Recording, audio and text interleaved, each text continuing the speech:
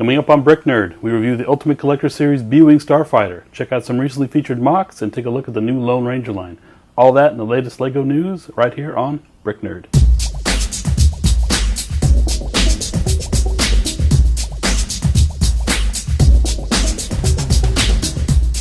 Welcome to the very first episode of BrickNerd, your source for LEGO news, reviews, and the LEGO fan community. If you're nerdy about the bricks, you've come to the right place. First up, the news. Just in time for the Memorial Day weekend, LEGO unveiled the largest LEGO model in the world in Times Square, New York. The model, a perfectly scaled life-size version of the X-Wing from set 9493, was built to promote the new series, The Yoda Chronicles, on Cartoon Network. After a busy Memorial Day weekend, the X-Wing was dismantled and moved to Legoland, California, just in time for Star Wars Days. It will be on display there until the end of 2013. LEGO has announced one of the largest Star Wars sets ever released, 10236 Ewok Village. With nearly 2,000 pieces and a whopping 16 minifigures, this is going to be on a lot of Christmas lists when it comes out, mine included. As far as the set goes, it looks like a winner, with lots of play action and great design. This is what playsets should look like. I personally hope this is a trend for LEGO. Wouldn't it be cool to see a set of this design caliber for the Echo Base or the Dagobah or especially Mos Eisley? In the meantime, you can get your battle on in the Ewok Village, where cute and cuddly teddy bears beat the crap out of heavily armed and armored Imperial troops. BrickNerd.com is running a promotion right now, and you can win one of 3 Nerdlies. All you have to do is comment on Flickr, follow us on Twitter, or like us on Facebook. That's it. 3 winners will be chosen at random at the end of the month, so get on there and do it. You have a very small chance of winning all 3. That about does it for the news. Let's take a look at this. The B-Wing Starfighter. I have to admit it, it's not my favorite ship in the Star Wars saga. It's always seemed a bit awkward. Why is the cockpit on the end like that? How does it land? Does it ever fly with a cockpit at the bottom? Why is the pilot dressed so funny? Why is it called a B-Wing anyway?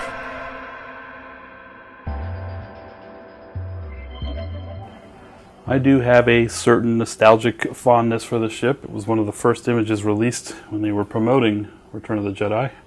And it's got some pretty cool features. I mean, check out that cockpit. Sort of rotating there. It's not exactly swooshable, but it's pretty cool. This is from LEGO's Ultimate Collector Series, models known to be big, detailed, and accurate. This isn't the first time we've seen the B-Wing from LEGO, but it's certainly the best. It weighs in at nearly 1,500 pieces, it's 26 inches long and over 7 pounds, which is actually a little light for its $200 price tag. Sets this size usually run about $120 to $150, but there's the Star Wars license to consider. I do have a couple complaints. Looks really cool from this angle, and not so much from this angle. The bottom of the wings just feel kind of unfinished, and after going through all the work to make this look so cool on both sides, I feel that something else could have been done there. Kind of the same feeling on the back side of the gun cluster there. It just kind of looks unfinished. This whole thing is stuck on there. And the stand is a little wonky. Let's see if we can get that on there without falling down. But I always feel like the thing's just going to come crashing down any second. It's just kind of, eh. And then there's this. There's only 2 play features, really. The folding wings and a rotating cockpit. And the wings snap off way too easily. Every time. But overall, I really like this model. It was fun to build and it looks great on display. I give it 4 out of 5 Nerdlies. The Lone Ranger premiered last week, and from the reviews, I'm sort of happy I didn't go camp out to see it. I'll probably still give it a chance, though, to make up my own mind, if for no other reason than to have some context when I play with these.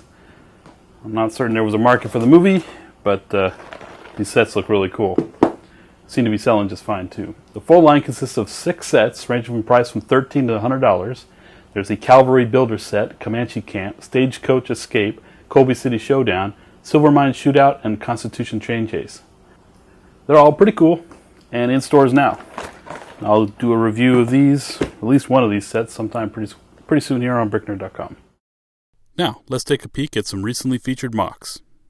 Larry Lars brought us not 1, not 2, but all 3 incarnations of the time-traveling DeLorean from the Back to the Future trilogy.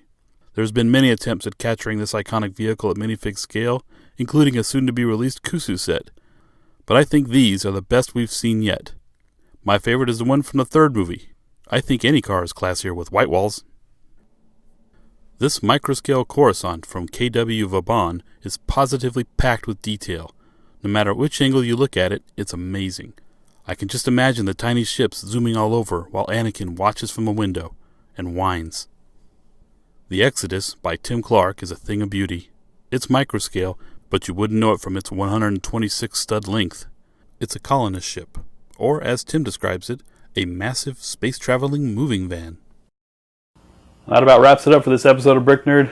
Please subscribe and check out the show links for any more information on anything you saw here today. Follow us on Twitter, like us on Facebook, and visit us at bricknerd.com. Thanks for watching.